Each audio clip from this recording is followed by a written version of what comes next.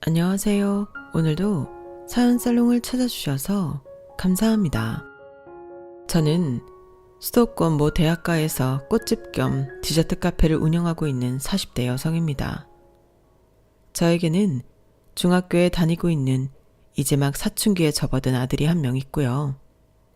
3년 전에 이혼해서 현재는 친정에서 아이 아빠 없이 아들을 키우고 있어요.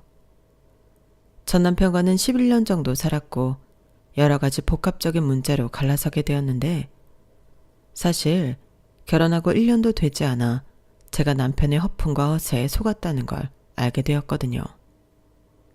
하지만 그땐 제가 순진했고 당시엔 결혼을 깰 수 없는 사정이 있어 불합리한 결혼 생활이라는 걸 알면서도 참고 살 수밖에 없었는데 그래서 분하고 서러워도 혼자 삭혀야만 했어요. 남편은 함께 살긴 했어도 무책임한 방관자라 도움은커녕 제가 자기 가족들 때문에 힘들어한다는 걸 알면서도 저를 외면했는데 그러니 저도 살기 위해 어느 순간부터는 혼자 발버둥을 치기 시작했죠. 지렁이도 밟으면 꿈틀하고 쥐도 궁지에 몰리면 고양이를 문다고 하잖아요. 그때 저도 그랬어요. 제가 원래 타고나길 순한 기질로 싫어도 싫다 말 못하고 거절도 잘 못하는 답답한 성격이었는데 자꾸만 억울한 일을 당하고 궁지에 몰리니 살기 위해 독해져야 했거든요. 지금도 그 전만큼은 그 사람들한테 고마워하고 있는 부분인데 덕분에 답답한 성격도 고치고 지금은 잘 나가는 사장님 소림 듣고 있으니 언젠가 정말로 우연이라도 마주친다면 고맙다는 말을 해줄 생각이었어요. 그리고 잘 나가는 내 모습을 한 번쯤은 그들한테 보여주고 싶다는 생각도 많이 했었는데 간절히 바라면 이루어지는 건지 얼마 전 그래도 그게 작년이긴 한데 제 가게가 잘 된다는 소식을 어디서 들었는지 그 사람들이 저를 찾아왔더라고요. 그때는 놀랍기도 하고 또 약올라하는 신우의 표정을 보며 말할 수 없이 짜릿함도 느꼈는데 지금도 그때를 떠올리면 힘든 줄도 모르고 지냅니다. 당한 게 많아 그런지 더 통쾌하더라고요. 그리고 그런 일을 경험하게 되니 이런 제 이야기를 다른 분들에게도 들려드리면 어떨까 하는 생각이 들었는데요. 제 사연이 누군가에게 작게나마 용기를 줄 수 있으면 그것도 참 의미가 있겠다는 생각이 들었어요. 당시 제가 이혼을 생각했을 때 참 용기가 나지 않았거든요. 요즘 젊은 여자들은 다들 똑똑해서 이혼도 야무지게 잘 하는 것 같은데 저는 그럴 자신이 없었어요. 따박따박 월급 들어오는 직장이 있는 것도 아니고 그렇다고 모아놓은 돈이 있는 것도 아닌 저에게 이혼은 사실 꿈같은 이야기였거든요. 그래서 저 혼자 이혼은 능력 있는 여자들만 자신있게 할 수 있는 거라고 생각했었는데요.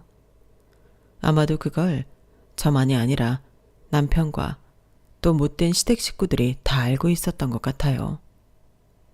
그러니 더 마음 놓고 저를 함부로 대했던 걸 텐데 훗날 이렇게 상황이 역전되는 날이 올 줄은 꿈에도 몰랐겠죠. 솔직히 저도 몰랐거든요. 그러니 지금의 이 상황이 누구보다 짜릿하고 통쾌한 일이 아닐 수가 없는데 지금부터 이 재미난 이야기를 여러분들께도 들려드리도록 할게요. 다소 문장들이 어설프더라도 끝까지 들어주세요.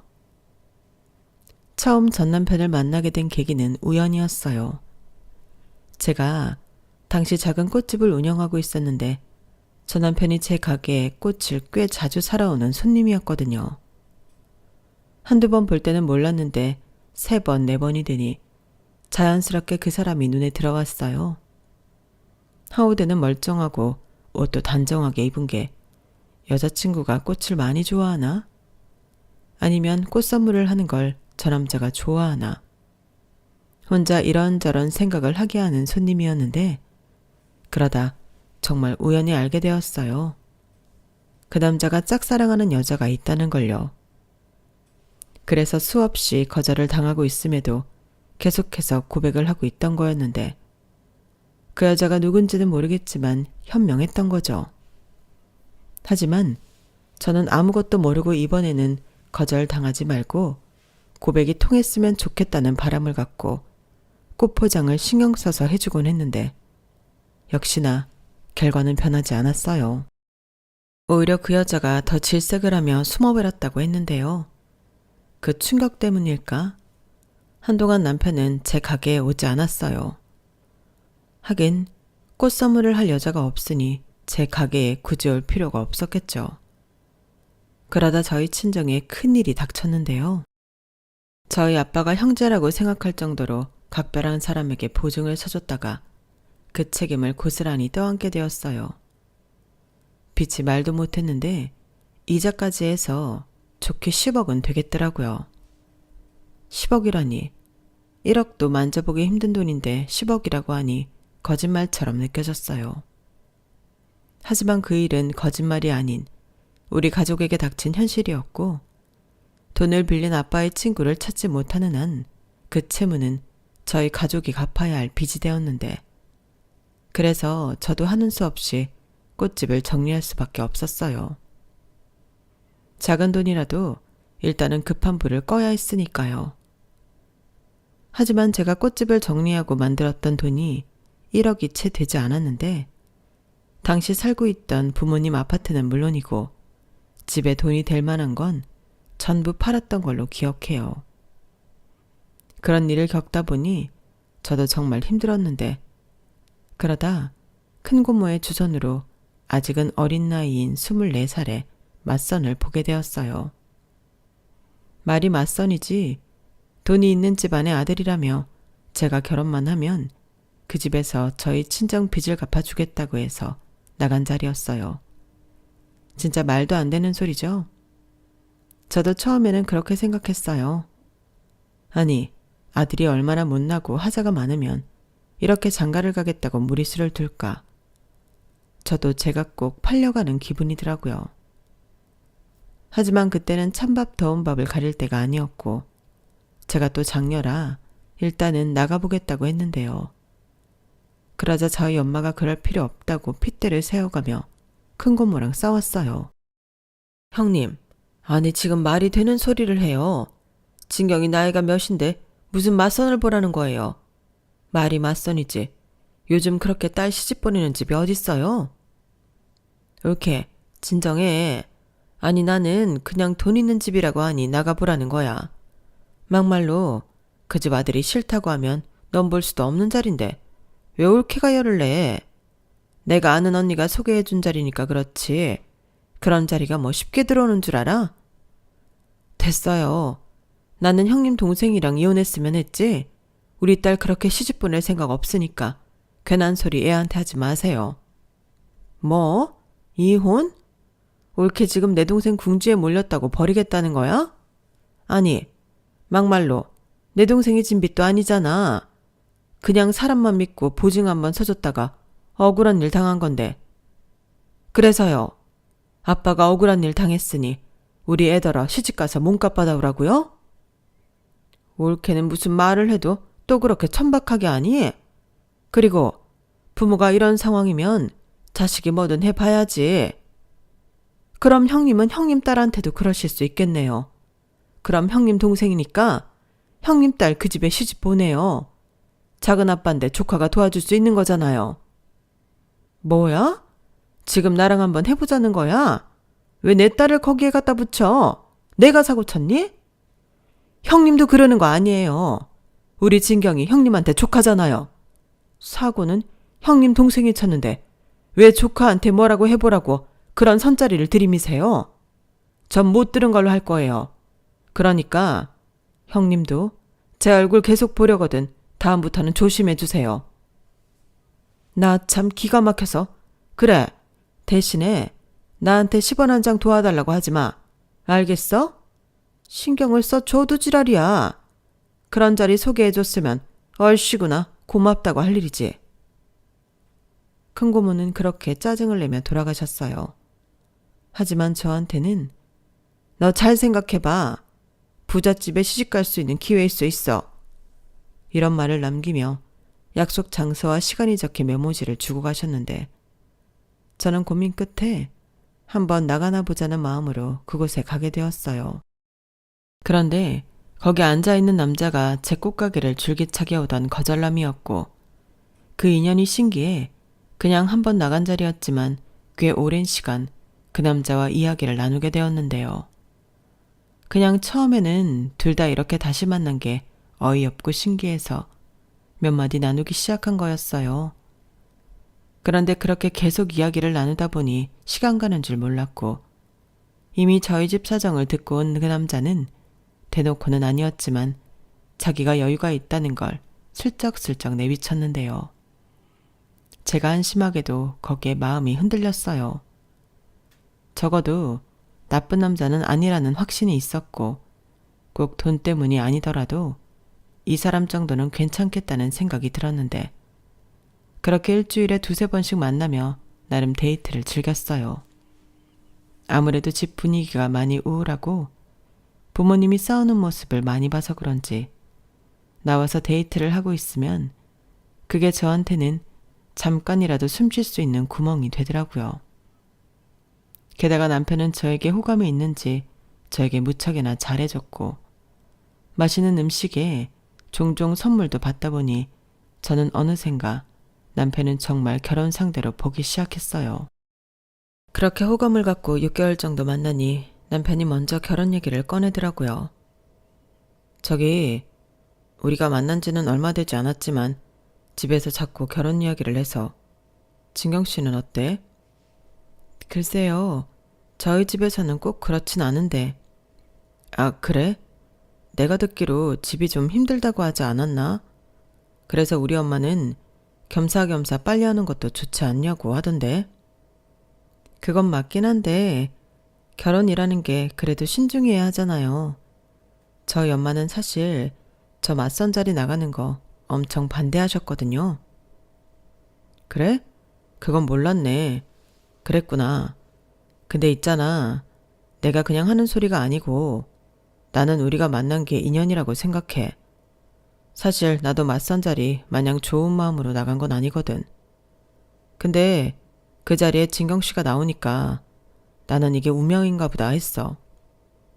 만난 기간 중요하지. 근데 제일 중요한 건 우리 마음 아닐까? 나는 급해서라기보다 진경 씨를 행복하게 해주고 싶어. 걱정 없이 어떤 어려움 없이 그렇게 내가 지켜주고 싶은데 나한테 시집 오면 안 되나? 진경 씨만 좋다고 하면 진경 씨도 결혼해서 행복하고 진경 씨 집도 지금 겪고 있는 어려움에서 벗어날 수 있어. 근데 정말 그래도 되는 걸까요? 결혼은 두 사람이 좋아서 하는 건데 저희 집 돈 문제까지 가족이 되는 건데 그게 뭐가 어때서. 일단 우리 엄마가 그렇게 생각해. 며느리가 친정에 근심이 있는데 어떻게 결혼 생활을 잘하겠냐고. 우리 엄마 아빠 없이 나랑 누나 둘 키운다고 고생 많이 한 사람이거든. 그래서 힘들고 어려운 사람 보면 못 지나치는 사람인데 아마 진경 씨 나랑 결혼하면 엄청 예뻐해 줄 거야. 못 믿겠으면 시집 와보라니까.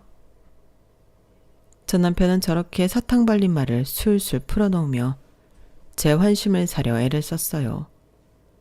그리고 순진했던 저는 사람도 괜찮고 제가 시집가서 잘하면 우리 집도 경제적인 어려움을 해결할 수 있다는 생각에 결혼 결심을 하게 되었는데요. 그때까진 저 스스로도 제가 돈에 팔려가는 게 아니라 좋은 사람을 만나 결혼하는데 그 사람이 저희 집을 기꺼이 도와주는 거라고 생각했죠. 하지만 세상엔 공짜는 없었고 남편과 시댁은 제가 생각한 그런 사람들이 아니었는데 일단 돈이 여유가 있다는 것부터가 사실이 아니었어요. 아니, 여유가 있는 사람은 따로 있었는데 그 사람이 제 손이 신우였죠. 신우는 교회에서 대형 베이커리 카페를 운영하고 있었는데 그게 나름 유명한지 돈을 많이 벌고 있었어요. 그리고 시어머니와 남편도 거기서 일을 하고 있었고 저희 남편은 그야말로 가장 허드렛 일을 하며 잔 10원은 꿀이나 다르지 않았는데 그래도 시어머니는 엄마라고 신우가 월급인지 용돈인지 잘 챙겨주는 것 같더라고요. 때 되면 명품 선물도 하고 친구들이랑 여행도 다녀오라며 돈도 두둑하게 챙겨주는 것 같았는데 그렇게 받은 돈을 저와 남편에게 주셨던 거예요. 그리고 저희 집 보증 빚도 시어머니가 살고 있던 아파트를 팔아 해주셨는데 그건 남편만 알고 있었을 뿐 저와 신우는 까맣게 모르고 있었죠. 그러다 시어머니가 당신 아파트가 아닌 작은 원룸에 전세로 살고 있다는 사실을 알고 신우가 뒤집어졌는데 저도 그때 모든 사실을 알게 되었어요. 그게 결혼하고 1년이 안 되었을 때였는데 결과적으로 그런 돈인 줄도 모르고 그 돈이 저희 친정에 갔으니 저만 죄인이 되어버렸죠. 신우는 저를 아주 꽃뱀 보듯이 했고 남편과 시어머니는 어찌 되었든 자기들한테 제가 큰 도움을 받았으니 너는 무조건 자기들한테 충성해야 한다고 압박했는데 뭔가 덫에 걸린 기분이었어요. 한마디로 저는 결혼 전에도 또 결혼한 후에도 속은 건데 그런 건 상관없다는 듯 그 사람들은 참 뻔뻔하더군요. 그리고 이제 다 까발려졌기 때문에 속이 시원했는지 그때부터는 아주 편하게 저를 부려먹었는데요. 그때도 역시나 무기는 자기들이 제 친정에 해준 돈이었어요. 싫으면 그 돈 도로 가지고 와. 이런 식으로 말을 하는데 제가 그 돈을 다시 가져올 수가 없잖아요. 게다가 싫든 좋든 그 돈 때문에 저희 집이 혼란해서 안정을 찾아갔는데 부모님은 저에게 미안한 감정이 있었겠지만 더 이상 독촉전화에 시달리지 않고 돈 걱정 없이 마음 편하게 살 수 있어서 얼굴이 많이 편해지셨더라고요. 그래서 속은 건 분하지만 어쩔 수 없다고 생각하며 현실을 그냥 받아들이기로 했는데요. 여기에 한술 더 떠 손이 시누이는 아주 저를 못 잡아먹어 안달이었어요. 제가 작정을 하고 돈을 뜯으러 남편과 결혼했다고 대놓고 떠들고 다니더라고요. 그때 당시 제 성격은 하고 싶은 말도 제대로 하지 못했는데 그 때문인지 신우는 아주 신이 나서 저한테 함부로 했어요. 가게가 저희 집이랑 차로 1시간이 넘게 걸리는데 아침이면 저에게 가게로 와서 청소를 하라고 그렇게 들들 볶더라고요. 물론 가서 하는 건 어려운 일이 아니었는데 문제는 그 말투가 너무 짜증스러워서 가기가 싫었어요. 하지만 저에게 거부할 수 있는 용기와 방법은 없었고 그렇기 때문에 남편한테만 싫은 내색을 하는 것이 고작이었는데 결혼 전에는 자기만 믿으라고 하던 남편은 결혼하고 나서는 거꾸로 저를 이용해 지 마음 편하고 몸뚱이 편한 것에만 집중했어요. 그래도 우리 누나 때문에 우리가 먹고 사는 거잖아. 가서 잘 보이면 두고두고 좋지. 가족인데 잘릴 걱정도 없고. 혹시 알아? 우리 누나가 2호점 내서 그거 나한테 하라고 할지. 그럼 우리도 우리 누나처럼 동방석에 앉는 건 식은 죽 먹기야. 답답하다. 형님이 그럴 사람이야? 그리고 그런다고 한들 자기도 뭔가 할 줄은 알아야지. 형님처럼 제빵 기술이라도 익히고 레시피 좀 배우고. 아이씨, 시끄러워. 시끄러워서 게임을 할 수가 없네. 내가 그런 걸 왜 배우냐? 우리 누나도 이젠 거의 자기 손으로 안 해. 공장에서 빵 반죽 다 만들어 오지. 크림이다 소스도. 그것도 다 대량으로 만들어서 배달해주는 회사 있어. 우리 누나는 그냥 주방에서 만들고 굽고 그런 것만 한다니까. 그러니까 가서 자기가 좀 그것만 배워와. 그럼 우리도 돈방석에 앉는 거라니까? 진짜 한심하다. 그렇게 게을러 터졌으면서 돈방석에는 어지간히 앉고 싶나 보네. 그리고 이 아침 대바람에 나를 왜 부르겠어? 분명히 청소나 허드렛 일 시키려고 부르는 걸 텐데. 내가 언제까지 이렇게 부르면 쪼르르 달려가냐 하냐고. 가야지. 가야지 나중에 돈 달라는 말을 하지. 그리고 자기만 가냐? 아마 가면 우리 엄마가 1등으로 가 있을 거다. 며느리고 올 텐데 시누이 가게 가서 청소 좀 할 수 있지. 자기 잊었나 본데 우리 엄마가 처갓집에 해준 돈 그거 다 우리 누나 주머니에서 나온 거야. 저는 남편이 저런 말을 할 때마다 속이 터지는 것 같았어요. 하지만 저 말까지 들었을 때는 저도 할 말이 없어 아무 말도 못했는데 두 주먹만 부르르 떨 뿐이었죠. 너무 분했으니까요. 그렇게 본전도 못 찾고 신우이 가게에 가서 일을 하고 오면 하루가 어떻게 가는 줄도 모르게 쭉 노동의 연속이었는데요. 그렇게 일주일에 5일을 지내다 보니 저도 체력에 한계가 왔어요. 남편은 돼지처럼 살만 찌고 있는데 저는 결혼하고 15kg 넘게 빠졌더라고요.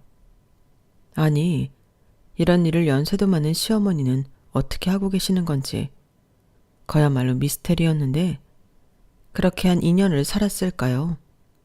아무리 돈 때문에 매여있는 몸이라고 해도 이건 아니다 싶은 순간이 왔어요. 저희가 달리 월급이라는 게 없었거든요.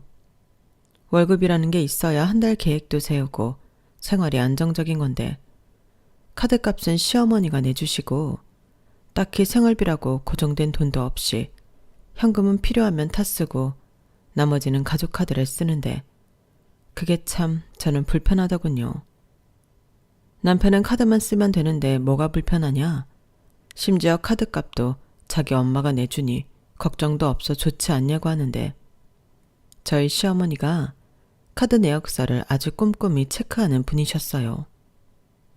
아마 자기도 사장인 딸한테 돈을 받아 쓰는 입장이라 더 예민하게 구는 것 같았는데 그러니 제 화장품 하나, 옷 한 벌 사는 것도 그렇게 눈치가 보이더라고요.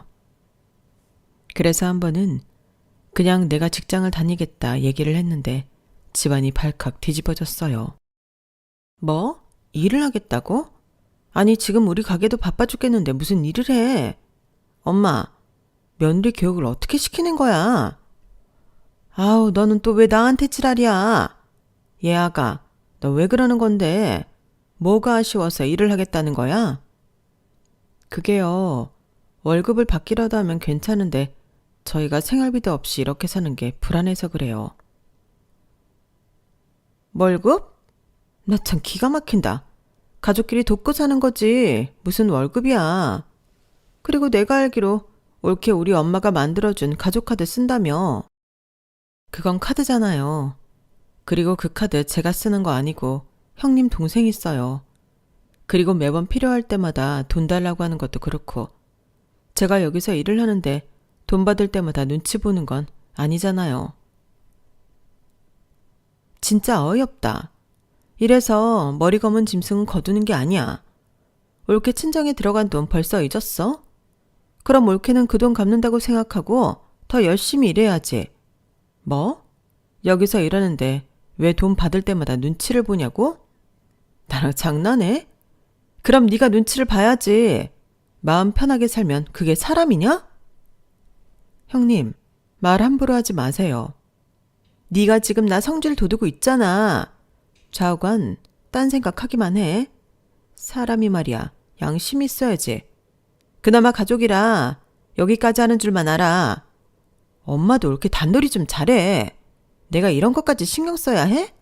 가뜩이나 바빠 죽겠는데. 바쁘면 가서 일을 해. 왜 자꾸 너는 엄마한테 그러니? 그리고 아가, 너도 그렇다. 이제 상황 파악 다 됐을 텐데 제 성질 좀 건드리지 마. 우리 집은 제가 대장이야. 너는 어떻게 된 게 하나만 알고 둘은 모르냐? 네가 살살살 입속에 혀처럼 굴어야 너도 네 남편도 살 길이 열리는 거야. 너 편하게 살고 싶지 않니? 나야말로 이렇게까지 아쉬운 소리 들어가면서 여기서 일할 필요 없는데 그래도 아들이니까 아들 잘 살게 하려고 내가 지금 이러고 있는 거야. 내가 정말 속 터져서 못 살겠네. 어머니, 솔직히 당사자인 사람이 제일 게으른데 이게 다 무슨 소용이에요. 이러면 형님이 아무리 좋은 기회를 준다고 해도 어머니 아들이 못해요. 어머님이 자꾸 이러시니까 더한 것 같단 말이에요. 그리고 자꾸 친정에 해준 돈 얘기하시는데 저 속이신 건 어머니세요. 저는 처음부터 이런 돈이었으면 그 돈 받지도 않고 시집도 오지 않았을 거예요. 얘가 또 왜 사람 속을 자꾸 뒤집어? 어찌됐든 너도 돈 보고 결혼한 거 맞잖아. 그리고 내가 그 돈 안 해줬냐? 내가 그 돈을 안 해줬어야 속아서 결혼한 거지. 나는 돈 다 해줬어. 잘 살던 아파트까지 팔아서 해줬더니 지금 이게 무슨 개소리야? 너 그 입 꿰매버리기 전에 꼭 다물고 있어라. 오늘 꿈자리가 뒤숭숭 하더니 이러려고 그랬나 보네. 아니, 나이 어리다고 해서 손주 욕심에 집까지 팔아 결혼시켰더니 어디서 저런 염치도 모르는 허접한 물건이 들어왔어? 시어머니는 저렇게 대놓고 저를 돈까지 쓰면서 며느리 삼았던 이유가 제가 나이가 어려 애를 잘 낳을 것 같아서였다고 말했어요. 제가 무슨 애기 낳는 최신 기계도 아니고 저런 상스럽고 몰상식한 말을 아무렇지 않게 한다는 게 너무 싫었는데 정작 친정 부모님 앞에서는 그런 표를 낼 수는 없겠더라고요. 저희 친정 엄마는 종종 전화해서 잘 지내는지 시댁과는 아무런 문제가 없는지 늘 마음을 불편해 하셨는데 그렇기 때문에 저는 속은 골마 터질지언정 친정엄마한테 잘 지낸다고 다들 너무 잘해주신다고 거짓말을 할 수밖에 없었어요. 그래야 친정 부모님이 저에 대한 미안한 마음을 덜 수 있으니까요. 하지만 정작 그러는 사이 제 마음의 병은 깊어만 갔는데 이렇게 살다가는 죽겠구나 싶어 이혼을 생각하게 되었어요. 그런데 하늘에서 이런 제 마음을 용납하지 않으신 건지 덜컥 임신을 하고 말았는데요. 아이한테는 미안하지만 많이 울었어요. 이렇게 또 발이 묶이는 것 같았거든요. 게다가 이런 저와 다르게 좋아하는 남편과 시어머니를 보는 게 불편하기만 했는데 그나마 다행인 건 제가 몸이 많이 약해진 상태에서 임신한 거라 더 이상 하기 싫은 신우 가게 일을 하지 않아도 된다는 거였어요. 신우는 그딴 게 어딨냐고 자기는 애 둘을 낳았어도 가게 나와 일을 했는데 왜 저만 특별 대우 해줘야 하냐고 입에 거품을 물었지만 그땐 시어머니가 제 편을 들어주더라고요. 아니 너는 건강했고 쟤는 비실비실 하잖아. 병원에서도 무리하면 유산할 수 있다고 했어. 절대 안정하라고 하는데 어떻게 여기로 와서 일을 하라고 하니? 엄마, 지금 친손자 외손자 차별하는 거지? 병원에서는 다 그렇게 얘기하는 거야. 그냥 하는 소리라고. 누구 내 안 가져봤어? 임신이 아주 벼슬이지. 그만해. 어떻게 하든 귀한 손자인데 너는 고작 그 10달을 못 참냐? 엄마가 더 일하면 되잖아. 준석이도 있고. 원래 우리 셋이 잘했는데 왜 이제 와서 그래? 진짜 간사하다. 며느리 생겨서 공짜로 일 시킬 사람 생기니 좋지 않냐고 하더니 임신했다고 사람이 아주 너그러워졌네? 에이 누나 좀 그만해라. 내가 봐서 안정이 되면 운동 삼아 가게 나가라고 할게. 지금은 진짜 아니야. 입덧한다고 하루 종일 토하는데 여기 와서 그러라고? 누나는 그랬으면 좋겠어. 그렇게 시어머니와 남편이 저를 감싸서 그 가게 일을 안 하게 되었는데 솔직히 그 소리를 옆에서 다 듣고 있던 저는 고맙지도 않았네요. 특히 남편 말에는 성질이 나서 참을 수가 없었어요. 운동 삼아서 가게를 나가라고 하겠다니. 저게 남편이 또 애기 아빠가 할 소리인가요? 이런 말 정말 하기 싫고 제 얼굴에 침 뱉는 거 알지만 저는 그때부터 다 포기하고 살았어요. 무언가 변할 수 있다는 희망이라는 게 전혀 보이지 않았거든요. 거기에 임신까지 했으니 이혼을 하더라도 혼자 나가 살 자신도 없었는데요. 그러니 그냥 될 대로 되라. 딱 그런 심정이 되어버렸죠. 그래도 그나마 다행인 건 싫어 죽겠는 신우 가게에 나가 일을 하지 않아도 된다는 건데 그 10달도 금방이었어요. 중간에 신우가 이제 안정기도 됐으니 당장 가게로 튀어나오라고 생떼를 부리긴 했어도 깔끔하게 무시했는데 그렇게 10달을 보내고 저는 건강한 아들을 낳았죠. 그러자 시어머니가 장손이라며 엄청 기뻐하셨는데요. 처음으로 저에게 수고했다, 고맙다, 네가 큰일을 해줬다 라며 칭찬을 해주시더군요. 남편도 아이를 낳고 직후에는 아빠가 되었다는 책임감에 정신을 차리는 것처럼 보였어요.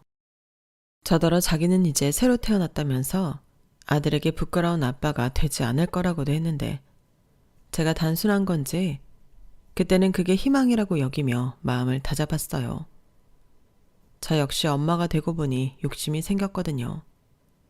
그래서 그때부터는 싫은 내색 하나 없이 신우 가게에 가서 일을 했고 전에는 하기 싫어서 시키는 일만 했다면 그때부터는 제가 알아서 일을 하며 배울 수 있는 건 어깨너머로 배우고 익혔는데 그러자 신우는 이제야 제가 정신을 차렸다며 더 편하게 일을 시켜 먹었어요. 나중엔 가게 일도 거진 전부 저에게 맡기고 자기는 쉬는 날도 많아졌죠. 솔직히 쉬는 건지 바람이 났는지는 알 수 없는데요. 아무튼 그게 제가 아이를 낳고 한 7, 8년이 된 후였는데 시어머니도 제가 가게 일을 많이 하게 된 것에 뿌듯해 하시는 것 같았어요. 시어머니는 신우한테는 비밀이었지만 내심이 가게를 자기 아들이 넘겨받길 바라셨거든요. 그러니 제가 가게 일에 전반적으로 개입하고 돌아가는 추세를 알고 있다는 것이 안심이 되는 것 같았는데 역시나 문제는 남편이었어요. 아들이 태어나고 정신을 차렸나 보다 했던 남편은 그 약발이 몇 달이 가지 않았거든요. 그리고 시어머니는 그런 아들한테도 뭐라고 하지 않았는데 아무래도 남편이 저 모양인 건 시어머니 영향이 컸던 것 같더라고요. 그래놓고 결혼했으면 제 몫이라고 저더러 자기 아들을 고쳐보라고 하는데 그게 말이 되는 소린가요? 막말로 엄마 말도 안 듣는 사람이 마누라 말을 듣겠냐고요. 그건 그저 저희 둘 보고 피 터지게 싸우라는 말과 같은 말이었어요. 그래서 어느 순간부터 저도 남편을 포기하게 되었는데 누가 그랬잖아요. 포기하면 편하다고요. 그 말은 정말이었어요. 그냥 기대를 하지 않으니 화도 나지 않더라고요. 하지만 그렇다고 문제가 아주 없던 건 아니었는데요. 제가 신우 대신 모든 일을 맡아서 하다 보니 직원들이 저를 마치 사장처럼 따랐었거든요. 그런데 그걸 신우가 오랜만에 가게에 왔다가 보게 되었고 기분이 나빴는지 저더러 사장 행세를 한다며 뭐라고 하기 시작했어요. 그런데 원래도 못돼 처먹은 성격이라 무시하려고 해도 그날은 그럴 수가 없었는데 아주 제 자존심을 묵살하려고 하더군요. 그래서 그날은 저도 참지 않았어요. 그러자 신우가 더 열이 받은 것 같았는데 제가 자기 가게를 뺏으려고 사기를 계획하고 있다며 망상에 가까운 헛소리를 하더라고요. 너 처음부터 우리 집 돈 보고 시집 왔잖아. 내 말이 틀려? 아니라고요. 저도 속아서 결혼한 거라고요. 웃겨? 누가 그 말을 믿어준대? 야, 너도 정말 염치 좀 갖고 살아라. 시집 오자마자 그 큰 돈을 친정에 턱 하고 갖다 줬으면 죽었다 생각하고 식모처럼 살아야지. 어디서 니까짓 게 내 가게를 넘봐? 제가 언제 형님 가게를 넘봤다고 그러세요. 형님이 저한테 다 떠넘기고 놀러 다닌 거잖아요. 누가 놀았대. 나도 할 일이 있어서 그랬어. 뭐가 됐든요. 형님이 저한테 다 떠넘기셨으니 저라도 열심히 일한 것밖에 없는데 왜 이제 와서 이러세요? 저 고맙다는 말은 기대도 하지 않았지만 이렇게 어이없는 소리를 들을 줄 몰랐어요. 이게 끝까지 잡았대네. 너 내가 매출 기록이랑 지출 내역 다 봤거든? 네가 아주 500만 원씩 따박따박 가져갔더라. 이렇게 야금야금 얼마나 헤쳐먹은 거야? 그건 어머님한테 허락받고 제가 저희 생활비 가져간 거예요. 저희 애도 있고 살고 있는 아파트 대출금도 있으니까 그렇게 한 거라고요. 막말로 저랑 그이가 여기 와서 일하는데 그 정도는 가져갈 수 있는 거 아니에요? 야, 그럼 사장이 나한테 허락을 받아야지. 물론 허락해 줄 생각은 눈꼽만큼도 없지만 이건 도둑질이야? 횡령이라고. 저도 그렇게 생각해서 어머님한테 말씀드린다고 했는데 어머님이 알아서 하신다고 저더러 그냥 가져가라고 하셨어요. 괜히 형님한테 얘기하면 시끄러워진다고. 어머님이 알아서 하신다고 했다고요. 저도 정말 억울해요. 억울하긴 뭐가 억울해. 당장 네가 가져간 돈 이번 달까지 채워놔. 형님, 억지 좀 그만 쓰세요. 이미 다 나간 돈을 제가 무슨 수로 채워요? 이게 정말 내가 말로 하니까 나를 만만하게 하나. 너 오늘 나한테 제대로 혼 좀 나야겠다. 신우는 말로는 도저히 안 되겠다는 듯 두 팔을 걷어붙이고 먼저 제 머리채를 잡아 흔들었어요. 그래서 저도 당하고 있을 수만은 없어 똑같이 형님 머리채를 잡고 있는 힘껏 잡아당겼는데요. 제가 몸집이 작고 말랐어도 힘이 없는 건 아니었거든요. 그에 반면 형님은 한 덩치했지만 힘은 없었는데 제가 확 밀치니 형님이 거짓말 아니고 무슨 볼링공처럼 대굴대굴 굴러갔어요. 그리고 그 큰 몸집에 가게 물건들이 부딪혀 깨지고 넘어지고 난장판이 되었는데 형님이 저를 폭행 민 기물파손죄로 고소를 하겠다고 입에 개거품을 물더군요. 그러자 시어머니가 저더러 신우한테 미안하다고 빌라고 했고 저는 싫다고 그날 이후 가게에 나가지 않았는데요. 자기 누나한테 연락을 받은 건지 남편이 아주 저를 못 잡아먹어 난리였어요. 자기 누나가 앞으로 10원 한 장 우리한테 주지 않겠다고 했다며 저더러 책임지라고 몰아세우는데 저게 남편인가 싶더라고요.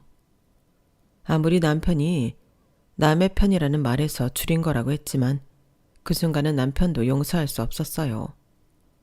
아니, 평소에도 제 인생의 남편은 용서할 수 없는 존재였죠. 그래서 똥인지 된장인지 구별도 못하는 이 인간과는 더는 못 살겠다고 판단해서 이혼하겠다고 말했는데요. 그 순간에도 남편은 그걸 제가 홧김에한 소리로 여겼는지 아이고, 이혼? 그래, 네 맘대로 해라. 아주 네 맘대로 재산 분할도 하고 다 해.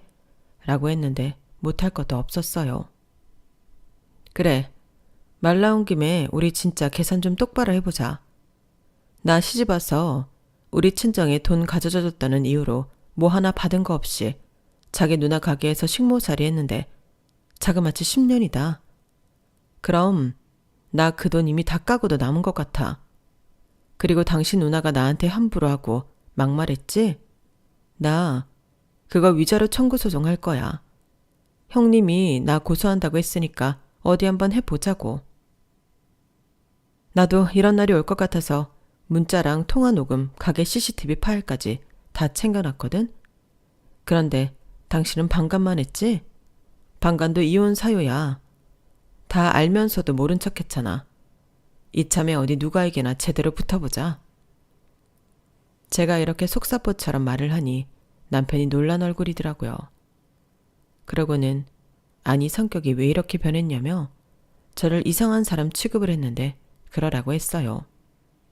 어차피 이혼하면 남인데 제가 그 인간한테 잘 보여야 할 이유는 없잖아요.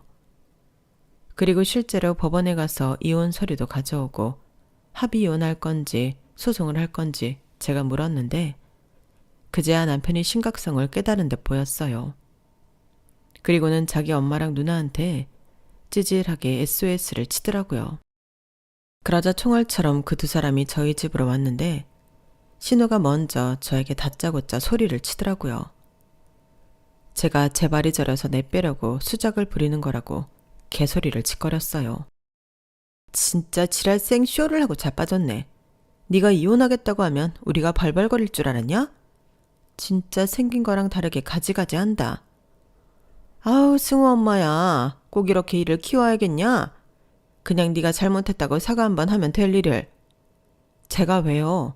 제가 뭘 잘못했다고 사과를 해요? 더는 이렇게 안 살 거예요. 그래, 살지 마. 누가 살라고 매달렸냐? 야, 그냥 이혼해. 엄마도 더는 얘 붙잡지 마. 그리고 너 우리 엄마한테 받은 거 토해라. 싫어요.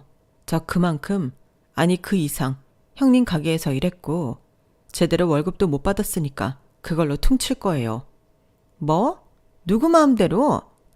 싫으면 법으로 하시든가요. 저는 증거 다 있거든요. 이렇게 된 거 우리 제대로 따져봐요. 저는 그럼 속아서 결혼한 것부터 까볼 테니까. 너 처음부터 이럴 작정이었지? 엄마, 이것 봐봐. 얘가 우리 뒤통수 칠 거라고 내가 말했지? 너 정말 이럴 거니? 아니, 내가 어떻게 우리한테 이럴 수가 있어. 그때 니네 집 그 돈 아니었으면 풍비박산 나기 일보 직전이었잖아. 그래서 그걸 미끼로 저를 10년 넘게 붙들어 놓고 부려 먹었잖아요. 저 승우 안 나왔으면 그때 이미 이 집 며느리 안 했어요. 엄마, 누나, 저 사람 지금 완전히 돌았어. 어떻게 좀 해보라고. 됐어. 하긴 뭐래. 너 그냥 이혼해. 너 안 잡을 테니까 당장 짐 싸서 나가. 네 잘난 애도 데리고 가라. 야, 그게 무슨 소리야. 왜 우리 손자를 데리고 가. 아니다. 너만 나가. 엄마, 이 와중에 친손주를 챙기겠다는 거야? 그럼 그 애는 누가 키울 건데? 엄마가 키울 거야? 아니면 사람 구실도 제대로 못하는 저 자식이 키울 거야? 욕심을 낼 걸 내. 그래도 어떻게 내 핏줄을 포기하니? 나는 그럴 수 없다. 우리 애들 있잖아. 우리 애들은 뭐 남의 핏줄이야? 엄마는 꼭 결정적일 때 사람 열받게 하더라. 내 덕에 지금 엄마가 호강하고 사는 거야. 몰라? 여기 있는 사람 중에 내 돈 안 먹은 사람 있어? 사람들이 뻔뻔해도 정도가 있지. 야, 너 네 아들 데리고 당장 꺼져. 고맙네요. 저는 혹시라도 우리 아들 때문에 이번에도 발목 잡힐까 걱정했는데. 그럼 저희 아들 양육권, 친권 제가 가져오는 걸로 알고 가겠습니다. 그리고 당신 거기 합의이혼 서류에 도장 찍어. 거기 보면 양육비 산정해 놓은 것도 있고 재산 분할도 있는데 잘 보고. 저는 그렇게 말하고 짐이라고 할 것도 없이 단촐하게 아들을 데리고 친정으로 왔어요. 아들도 워낙에 어릴 때부터 엄마가 고모한테 당하는 걸 봤기 때문에 순순하게 저를 따라 나섰는데, 문제는 내내 영문도 모르다가 10년이 지나고서야 제가 고생하고 힘들게 살았다는 걸 알게 되었어요. 그 때문인지 저희 엄마는 쓰러지시기까지 했는데 저희 아빠는 고모를 찾아가서 따지기도 했죠. 하지만 고모는 이제 와서 왜 그러냐고, 자기 덕에 사돈한테 돈 받아 지금 그렇게 사는 거 아니냐고 대판하신 모양이었고, 그렇게 저희 아빠는 당신의 누나인 고모와 절연을 하시겠다고 했는데 저는 솔직히 고모를 원망하진 않았어요. 어찌됐든 선택은 제가 했고 그들이 작정하고 속인 건데 고모 탓을 할 수는 없죠. 그리고 어차피 저들도 제가 요구한 이혼을 거부할 것 같지도 않았는데 저는 그냥 친정 빚 갚고 10년 만에 집에 돌아온 셈 치려 했어요. 하지만 남편은 무슨 미련인지 민기적거렸고 금 8개월 정도를 질질 끌었는데 제 마음이 달라질 리가 없고 자기 누나도 완강하니 어쩔 수 없다는 듯 나중엔 도장을 찍더라고요. 그때 제가 지금 도장 찍어주면 양육비도 안 받겠다고 했는데 그러자 그게 솔깃하긴 했는지 남편이 도장을 냉큼 찍었어요. 사실 양육비를 달라고 해도 이 인간 제때 줄 거라는 믿음 따윈 없었던 터라 솔직히 이러든 저러든 저는 상관이 없었는데 그렇게 꼬박 11년 만에 결혼 생활을 청산할 수 있었죠. 남들은 이혼할 때 아주 진흙탕 싸움을 한다고 하던데 그들은 저를 무시했기에 순순하게 이혼을 받아들였어요. 그리고 저는 몇 달은 친정에서 힘들었던 몸과 마음을 추슬렀고 많이 늦었지만 취업을 하기 위해 노력을 시작했는데요. 이걸 보고 천운이라고 하는 건지 저희 집을 발칵 뒤집어 놓았던 문제의 아빠 친구가 저희 집을 찾아오셨어요. 행색을 보니 그동안 정말 고생을 많이 한 것 같았는데 자기는 죄책감 때문에 한시도 편하게 살지 못했다고 하더라고요. 솔직히 그 말을 듣는데 저와 엄마는 그 아저씨가 용서가 되지 않았는데요. 저희 아빠는 눈물을 흘리며 무슨 사정이 있었겠지 생각하셨답니다. 그때까지 몰랐는데 어릴 때부터 그 친구분이 저희 아빠를 물심양면으로 도왔다고 하더라고요. 그리고 그 아저씨는 지금이라도 자기 대신 고생한 저희 가족에게 빚을 갚고 싶다며 가슴에 품고 온 큰 쇼핑백 하나를 내밀었는데 그게 열어보니 다 현금이었어요. 자기가 통장을 만들 수 없어 이렇게 모았다고 하셨는데 그걸 나중에 은행에 가서 세어보니 20억 가까이 되는 돈이라고 하더라고요. 그러자 아빠가 이걸 다 받을 수는 없다며 반은 돌려주겠다고 하셨는데 친구분은 아니라며 이자까지 친 거라고 받으라고 했고 자기는 이번에 외국에 나가 다시 인생을 살아볼 생각이라며 잘 지내라고 하셨는데 이걸 고맙다고 해야 하는 건지 저는 어안이 벙벙했어요. 하지만 저희 아빠의 무거웠던 마음이 풀렸으니 그것만은 감사하다 생각했는데 아빠가 그 돈을 전부 저에게 주시더라고요. 아빠, 이걸 왜 나한테 줘? 너한테 줘야지. 네가 아빠 때문에 그 고생을 10년 넘게 했는데. 아빠가 늦었지만 정말 미안해. 아빠도 참, 다 지난 일인데 뭘 그래. 그리고 이 돈은 못 받아요. 엄마 아빠는 고생 안 했나 뭐.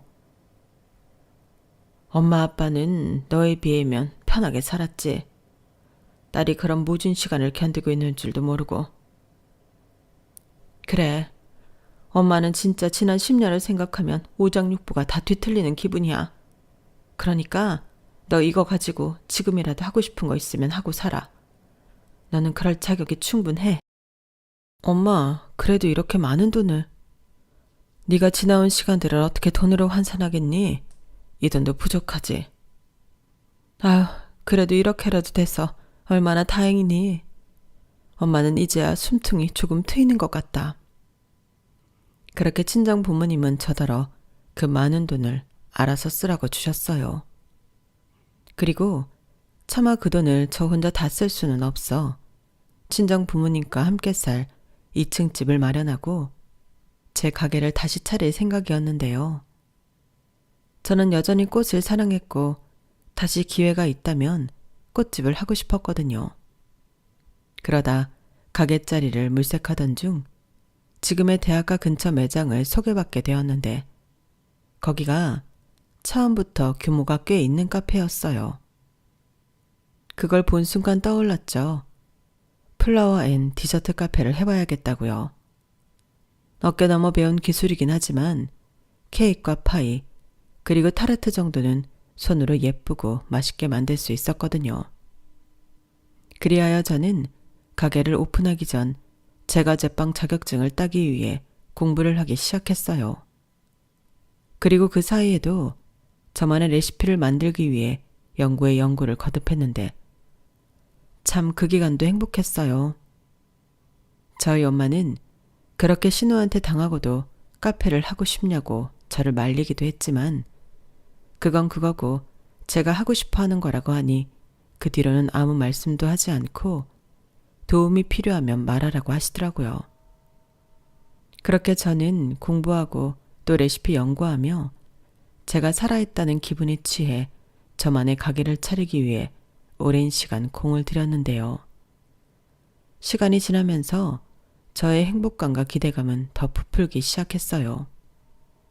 게다가 제가 좋아하는 꽃들로 매장을 채워 다른 곳들과 차별점을 두겠다는 저의 생각이 잘 맞아떨어졌는지 반응이 좋았는데요. 대학가라는 특성상 여자 손님들에게 특히 반응이 좋더라고요. 그리고 거기에 커플 손님과 소문 듣고 온 손님들까지 매일 매장하는 손님으로 가득했는데 그 때문에 직원을 계속해서 뽑지 않으면 유지할 수 없었어요. 디저트 상품들도 그 수를 늘리지 않으면 오전도 못 버티고 끝이 났기 때문에 저는 제 방 직원만 해도 또 따로 뽑을 수밖에 없었는데 그렇게 가게를 돌리다 보니 하루가 어떻게 시작해서 어떻게 끝나는 줄도 모르겠더라고요. 역시나 그 중에 제일 바쁜 사람은 저였으니까요. 저는 거의 매일 새벽부터 꽃시장에 가는 걸로 하루 일과를 시작했는데 카페에 손님들이 많아지니 꽃 매출도 장난이 아니었어요. 특히 저희 매장의 꽃이 신선해서 좋아하셨거든요. 그렇게 거의 매일을 하얗게 불태우다시피 저는 살았고 늘 일과를 마치고 집에 오면 녹초가 되기 일쑤였는데 아무리 몸이 힘들어도 마음이 행복하니 저는 아무런 문제가 되지 않았어요. 다만 저희 부모님이 걱정이 많으셔서 그게 탈이긴 했는데 그래도 매일이 저에겐 기적이고 감사한 일이었죠. 그러다 소문을 듣고 왔는지 전 남편과 전 신우가 제 가게에 찾아왔어요. 표정을 보니 우연히 온 건 아니고 작정을 하고 온 건데 역시나 망상증이 심한 전 신우는 제가 자기 기술과 레시피를 훔쳐 카페를 차렸다며 난동을 피우기 시작하더군요. 일부러 손님 많은 시간에 찾아와 저를 골탕 먹일 속셈이었어요. 하지만 이런 날이 올 수도 있다고 생각했던 저는 태연하게 행동했는데요. 일단 경찰에 영업방해로 신고를 했죠. 그리고 어딜 봐서 내가 기술과 레시피를 훔쳤냐. 저는 제과 제빵 자격증과 레시피 연구 노트를 꺼내 보여줬는데 사실 어깨 넘어 본 건 많았지만 신우의 것을 그대로 베껴온 건 없었어요. 특히 디저트 음식에는 저만의 생각으로 제철 과일과 허브 등을 사용했는데 신우의 가게 상품들은 그렇지 않았거든요. 그리하여 전 신우는 자기 것을 훔쳐 제가 장사를 해 돈을 번다는 주장이 막혔고 전 남편은 이제 와서 무슨 심보인지 저를 잊지 못하겠다며 재결합 타령을 하기 시작했는데 받아만 준다면 자기 엄마와 누나랑은 연을 끊고 저랑 저희 아들을 위해 살겠다고 헛소리를 하더라고요.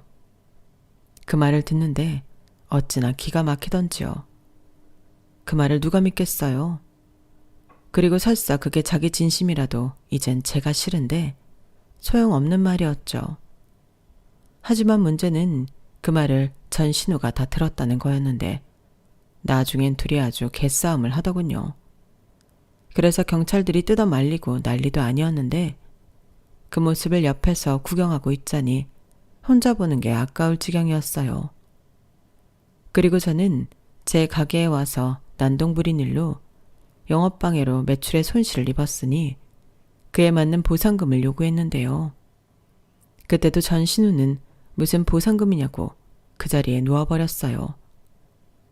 알고 보니 전 신우는 그동안 사기꾼에 당해 가게도 날려먹고 한순간에 빚더미에 올라 앉은 듯 했는데 말로는 해외 진출을 제안받았다고 하더라고요. 물론 사기였죠. 그러니 저한테 찾아와 제 걸 다 뺏어보겠다는 못된 심보였는데 자기 마음대로 되지 않았던 거더라고요. 거꾸로 저는 그 사실까지 알게 되니 더할 나위 없이 통쾌함을 느꼈는데 11년의 마음고생이 한 방에 날아가는 것 같더라고요. 그리고 전 신우는 네가 무슨 돈이 있어 가게를 차렸겠냐며 이번엔 제가 자기 가게에서 돈을 빼돌렸다는 억지 주장을 펼쳤는데요. 그래서 그때 제가 20억이나 생긴 그 기가 막힌 스토리를 들려줄 수밖에 없었죠.